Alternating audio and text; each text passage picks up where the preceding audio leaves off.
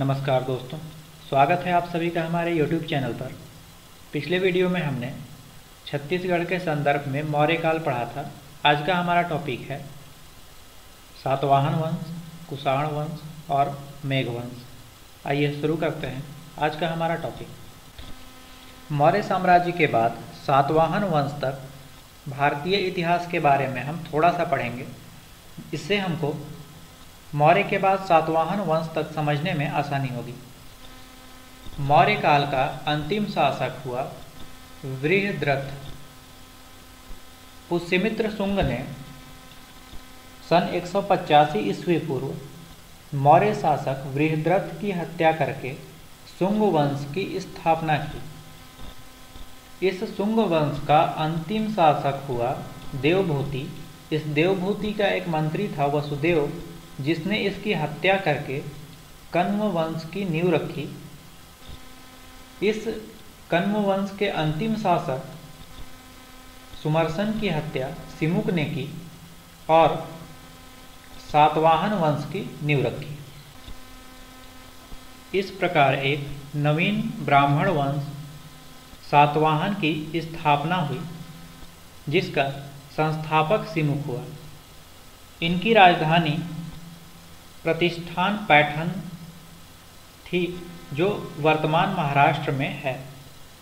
तो इस प्रकार मौर्य साम्राज्य का पतन होने के बाद सातवाहन राज्य की स्थापना दक्षिण भारत में हुई। दक्षिण कोसल का अधिकांश भाग भी इन सातवाहनों के शासन क्षेत्र में था। पूर्वी क्षेत्र अर्थात कलिंग, इसमें चेदी वंश का उदय हुआ। इसलिए ऐसा माना जाता है कि छत्तीसगढ़ का पूर्वी भाग चेदी वंश के अंतर्गत आता होगा। इस चेदी वंश का महानतम शासक हुआ खारवेल।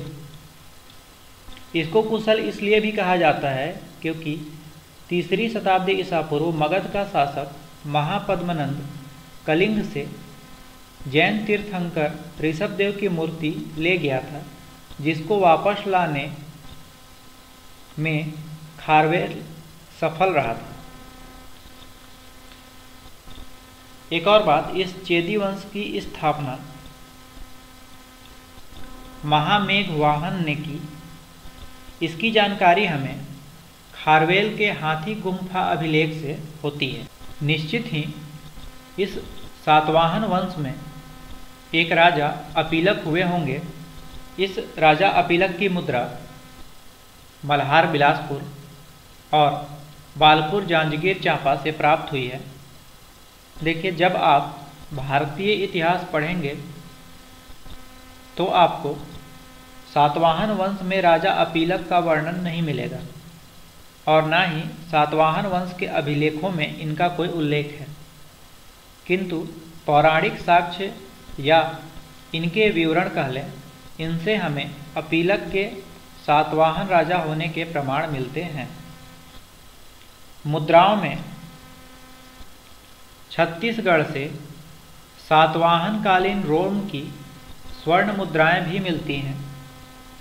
ये संभव रूप से व्यापारियों द्वारा लाई गई होंगी। ये रोमकालीन स्वर्ण मुद्राएं चकरबेड़ा बिलासपुर से प्राप्त हुई हैं। यहाँ पर मुद्राओं की चर्चा कर रहे हैं तो छत्तीसगढ़ में कुषाण वंश के बारे में थोड़ा सा पढ़ लेते हैं, क्योंकि ज़्यादा जानकारी छत्तीसगढ़ के संदर्भ में कुषाण वंश से नहीं मिलती है। बस कुछ सिक्कों की प्राप्ति हुई है।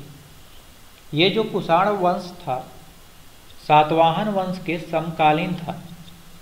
हमारे छत्तीसगढ़ से कुषाण वंश के तांबे के सिक्कों की प्राप्ति हुई है, जो एक प्रकार का भ्रम पैदा करती है कि यहाँ कुषाण वंश के शासकों का शासन रहा होगा। यहाँ कुषाण राजा के विषय में किसी भी स्रोत से कोई जानकारी नहीं मिलती है। हमारे छत्तीसगढ़ में कुषाणकालीन साक्ष्य के रूप में तांबे का सिक्का बिलासपुर जिले से तथा स्वर्ण मुद्राएं तेलीकोट रायगढ़ से प्राप्त हुई हैं।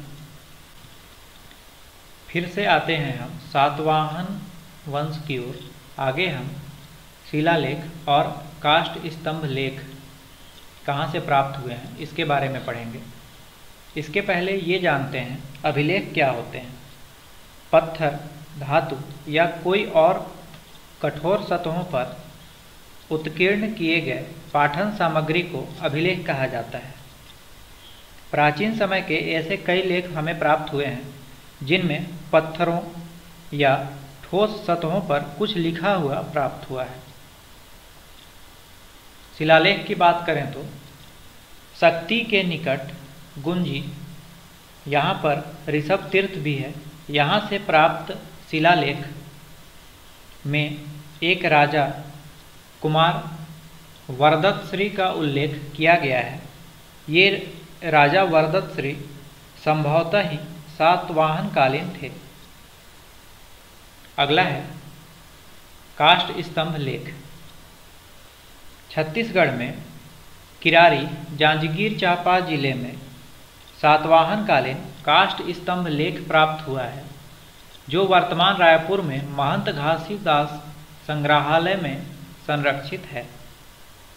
5 मंजिला भव्य संघाराम।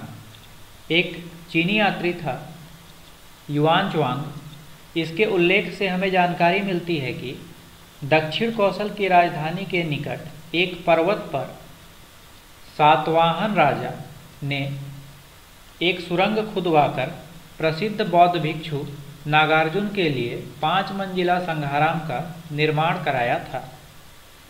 अगला है बूढ़ी खार बिलासपुर। बूढ़ी खार बिलासपुर से वैष्णव देवता की एक लेखयुक्त चतुर्भुज प्रतिमा प्राप्त हुई है।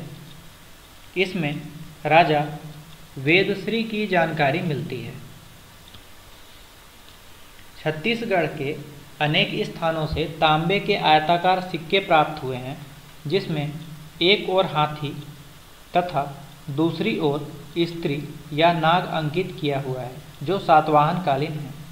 इस प्रकार मिले कई साक्ष्यों से यह प्रमाणित होता है कि सातवाहन वंश का शासन हमारे छत्तीसगढ़ में रहा होगा। अंतिम है मेघवंश। सातवाहन वंश के बाद दक्षिण कौशल में मेघवंश के शासकों ने शासन किया। यह बात हमें पुराणों में दिए गए विवरण से पता चलती है। इसके अनुसार गुप्त वंश के उदय के पहले कौशल में मेघवंश के शासकों ने शासन किया था। अनुमान के अनुसार मेघवंश ने यहाँ 2वीं शताब्दी ईस्वी तक शासन किया। छत्तीसगढ़ में ज़्यादा नहीं, हमें मेघवंश के बारे में सिर्फ इतनी जानकारी मिलती है कि शिवमेघ और यमेघ मेघवंशीय शासक थे। आज के वीडियो में बस इतना ही। आज हमने सातवाहन वंश, कुषाण वंश और मेघवंश के बारे में पढ़ा। अगले वीडियो में हम वाकाटक वंश और गुप्त काल के बारे में पढ़ेंगे। दोस्तों, किसी भी प्रकार का डाउट हो तो नीचे कमेंट करके पूछ सकते हैं। वीडियो पसंद आए तो लाइक, शेयर और सब्सक्राइब जरूर करें। धन्यवाद।